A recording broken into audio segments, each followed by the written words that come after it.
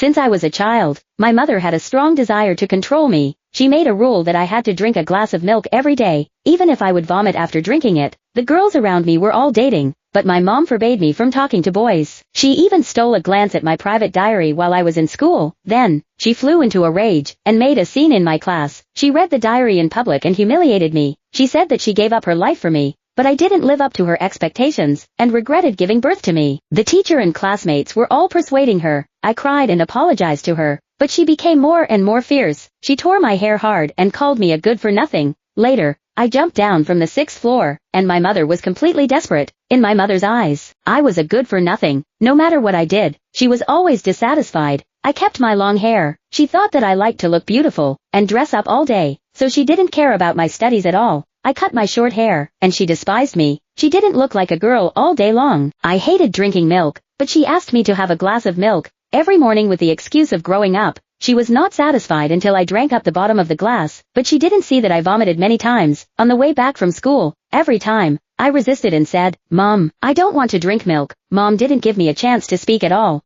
There are so many things you don't want to do. Drink milk to replenish your nutrition. Your mother spent so much money, but she was reluctant to drink it. Don't be ungrateful. Later on, as time passed, I knew that retorting wouldn't work. I often fell silent. Mom doesn't allow me to have contact with Grandma. After she divorced Dad, she hated Dad's family without discrimination. But once, Grandma secretly came to school to give me pocket money. She hugged me and told me something that I never knew. It turned out that my mom had given birth to an elder sister before me. Her sister's name was Yvette. She was allergic to milk, but her mother didn't believe her. Every time she drank milk, it wouldn't take long for rashes to appear on her face. Her mother felt that she was allergic because she had drunk too little. After drinking too much, she developed a habit and slowly became less allergic. Grandma and Dad tried to persuade my mother, "The child is allergic. Why don't we not let her drink it?" But my mother didn't take it seriously. She had always insisted on her own opinion, and believed that she was right. It was not until Yvette finished drinking milk that she went to school alone, and fell on the way and never woke up again. Because of this, my father and mother divorced. At that time, I was only 1 year old. My mom moved out with me, and used all her energy to cultivate me. My original name was Lily Chad,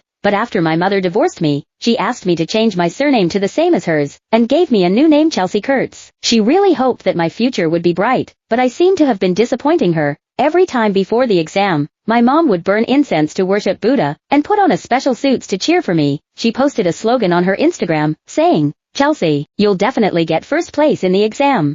However, there was an unsurpassable first place in our class. Even if I stayed up late until 2 o'clock in the morning and spent all my time studying, I would always be the second in the class. Every time they got the test papers and scores, other students were happy. Only I was so disappointed that I wanted to cry. My good friend, Sienna, ranked 10th in the class this time. She called her parents and told them that her parents happily rewarded her with KFC, and promised to take her out to play. I could even imagine how furious my mom would be if she found out about my grades. After school, I wandered on the road for a long time, and didn't go home until it was almost dark. Sure enough, what greeted me was a torrent of abuse. "You only came back when it was dark. Where did you go? You're just a little girl. Why are you dawdling outside after school?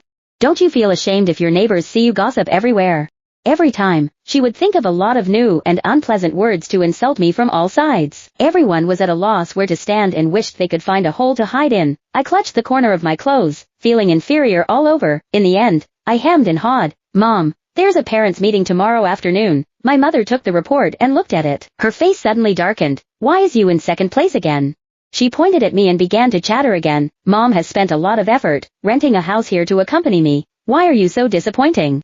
I lowered my head in shame. "But Mom, many students were also envious of my second place result. Why are you so weak when it comes to you?"